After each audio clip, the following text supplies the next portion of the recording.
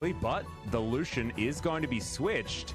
And Canna is looking to go toe-to-toe here with Summit on the top side of the map. This is really interesting. 100 Thieves. Did you watch that one, LS? I don't want to give away spoilers to anyone if they were perhaps just even because he decided to miss the majority of those. But Cast a Curse is pretty real.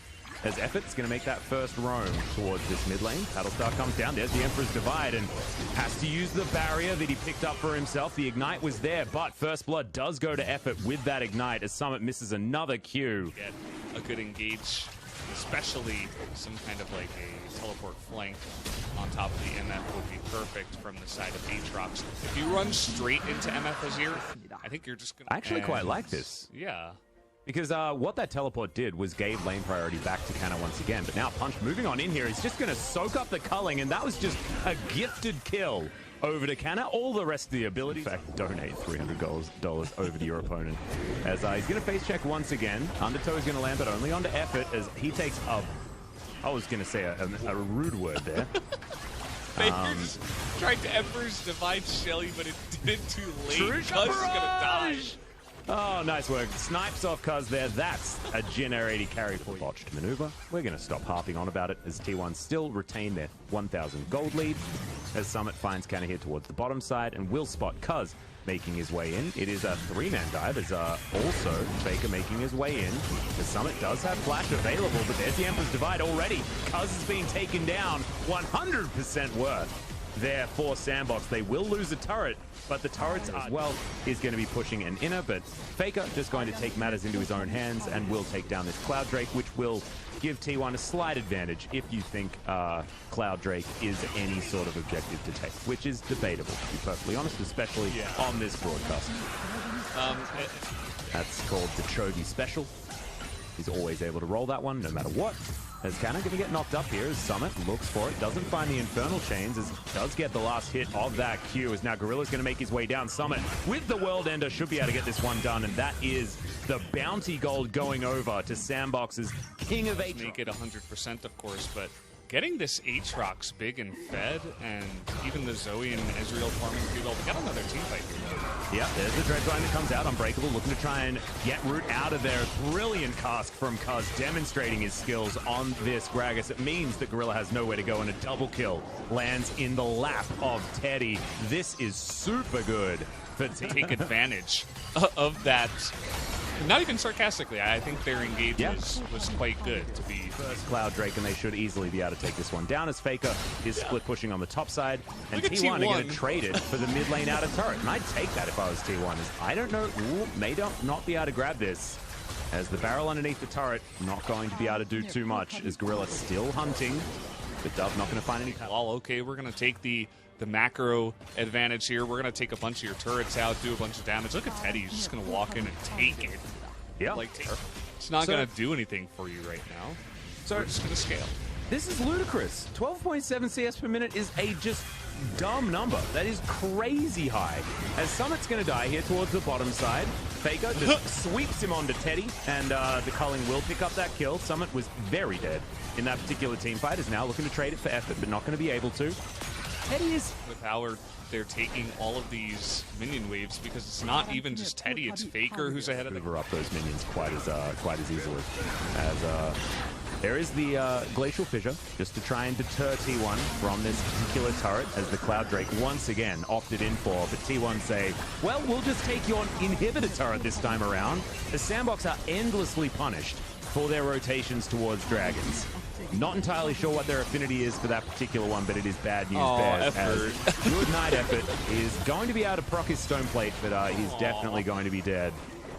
Is now T1 looking to try and stop the re-engage from possibly happening here, and Sandbox at 28 minutes there is it's really indicative of just how far ahead T1 are. You know, the gold difference doesn't tell the whole story, as we've said multiple times. Well, Teddy getting collapsed on here by Summit. He's looking for it, but there's the stopwatch, and the culling is going to be there to try and keep him alive. Teddy now doesn't have any lifesteal in this build, but as the flash comes over, he puts a bullet into the skull of the Aatrox, and now Faker gets the Emperor's Divide, but good flash from Root. Sorry, Arcane Shift from Root is going to get himself out of the way. There's the depth charge from Effort, but it's a great ulti from Gorilla. All for naught. as the Nautilus does pick up the dredge line, and then Cuz delivers Gorilla to safety. Yeah, man, Sandbox just, they look down and out at this point. They're getting caught out on the map, just pushing a little bit too far ahead, trying to farm it up, and T1 have the engage. They have the ability to rotate and get in their face, and now they're just pushing multiple lanes at the same time. They're going to take the turret in the bottom side, go ahead and take turret here in mid. Yep. With the Baron still available, they'll even take the inhibitor. Why not? There's not much of a fight being put up right now by Sandbox. And to be perfectly honest, I want to give player of the game to whoever's been making the macro calls here for T1, because to be perfectly honest, they've been immaculate. Just amazing. Capitalizing on every movement. As now Summit looking for this one. Sun turret is put up as Faker now underneath it, but Summit not going to have those Infernal Chains working out as he goes golden. Teleport will come in towards the backside as Summit just going to be taken down by the Phalanx set up here by T1. And Root was thinking that this was going to be time for a fight, but they're unable to actually regroup as Bullet Time shreds date tonight, and they do not want this game going past 35 minutes. Sandbox now underneath this turret, but there are no more inhibitors remaining. Even Effort happy to step up with barely a health bar. Cuz as well, as there's Emperor's Divide swiping the floor with this Sandbox roster, and only Dove is remaining. He'll have to watch his Nexus fall down right now, because I have a feeling they're pretty damn good. He was playing Diana back when she was busted, but man, this is really, really fun. Yeah, and of course, Deal in the world. Yep, and still up 6 CS, so no harm, no foul. Punch going to move on over, but oh my goodness, no. Root is going to be caught out of his bullet time that was just being used to clear the wave, as there's a Killer Instinct, but not going to be able to find the kill, as Canna boops back Summit. And now, if he finds any abilities, Punch is going to move on in here. Has to dodge this one. Flash now on cooldown. Punch lines it up and finds the Q. Was wondering who was going to win that game between the wall and the turret. Then it becomes very predictable where you're going to run. So Punch was able to get that done. Well, now Punch is going to die, Valdez, unless he can safeguard his way out. Void Seeker picks the gap in between the Sandbox members. Looks like Shelly will be consumed here by T1 as Cuz picks that one up, and now Summit being collapsed upon. Flash in from Effort, and he will be able to find the chain CC to lock that one down. Decent snare on. Herald goes down to the side of T1. Top turret is going to go down here fully. They're going to try to give a lot of that gold over to Kana.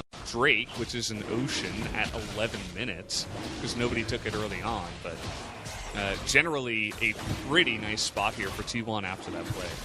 Yep, and you can see that Teddy, no worries at all. He's just going to let this one go. Skype?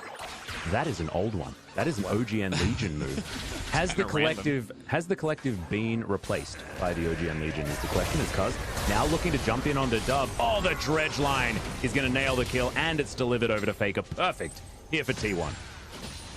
It's good. It did the booping. It was the perfect pillar, to be honest. It knocks you all the way up, and it makes it very hard to just flash away. You know, in that case, it wasn't like game one where you could have easily flashed. Here's Summit dying again. Well, he's not going to die just yet. Shock Blast not going to find the target. We can see Cuz held on to his pillar, and Summit now. Look, Canna learnt. Have a look in his inventory. That is denial of the healing. As something fell down, Teddy has found Punch, who's going to be denied his back. Killer Instinct comes in, but the dredge line is not going to be available. And now you can see Gorilla. Oh my goodness! If Teddy still had his Killer Instinct available, you best believe that he will be utilizing that one. As there's Punch going in with his Q, but I don't think this is for any good reason, as that's a double kill for Canna. And Summit teleports into a situation he doesn't want to be in anymore, and he's going to wander towards his turret and look to see whether he can charge onto Gorilla, but he's able to create enough distance there. And Cuz going to be taking down this Cloud Drake, and thankfully... I may have to do the same here, as T1 just look on a different level. Dragon X was a close third that was sometimes on the same level, but not quite towards the end here at the split.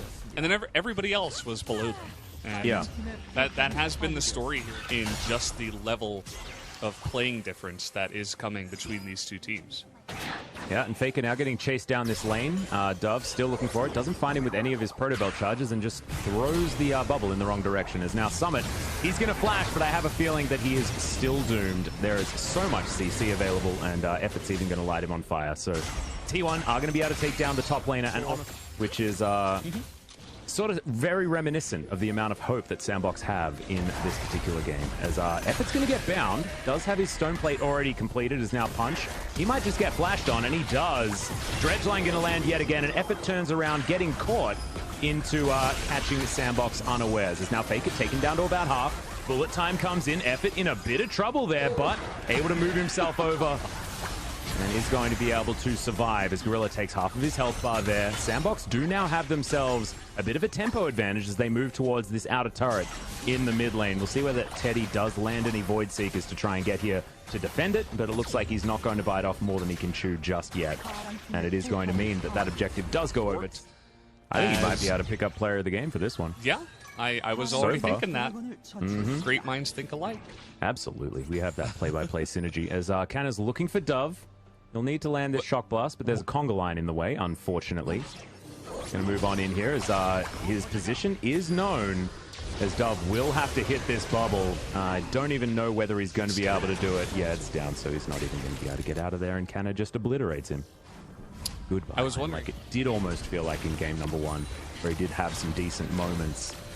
Currently 35 CS in the hole. As you can see, Faker building towards a pretty cool hat, as there is a flash depth charge, dredge line, and a very deadly sin. Yeah, I think Root's health bar's bugged, because I can't see it. Thankfully this redemption comes in to try and pull some of it back there, as Cubs looking to try and dive under the turret. Dove will collect an entire Q, as Punch going to be obliterated. Faker finds the back line. Teddy 1v1ing Dove, just going to move on over. Does have the ignite ticking, and I believe Teddy will still fall down as now Summit looking to try and pull one back. Faker going to die as well, as Cuz trying to run away. He will be able to do so as Canna too. I don't know, man. Punch doesn't have a lot of defensive statistics right now. As Faker moving down from the top side. Sandbox do have vision on this Baron, as there's another dredge line that comes in, but Effort might actually be sacrificed here, and he is going to go down, but now Faker finds his way in, is going to pop the Moonfall, does a lot of damage, and now there's Teddy to come in and clean up. As Dove's going to go down, the flash utilized there, and Teddy's going to get his revenge, as Root is well and truly out of position. He's saying, why can't I go the way of the Jinna 80 carries and head to T1 as well? But the answer is going to be no. The red team that he headed towards was Sandbox, and in this particular series, that was the wrong choice. They're just going to go for it. 31 minutes might be the game time here for both games, just back-to-back. T1, they're able to fully ace the enemy team. It looked kind of wishy-washy and messy to start the fight, but because Faker was able to keep everybody around, they're going to wait for the potential kill there. Not quite going to get it, as the Nexus will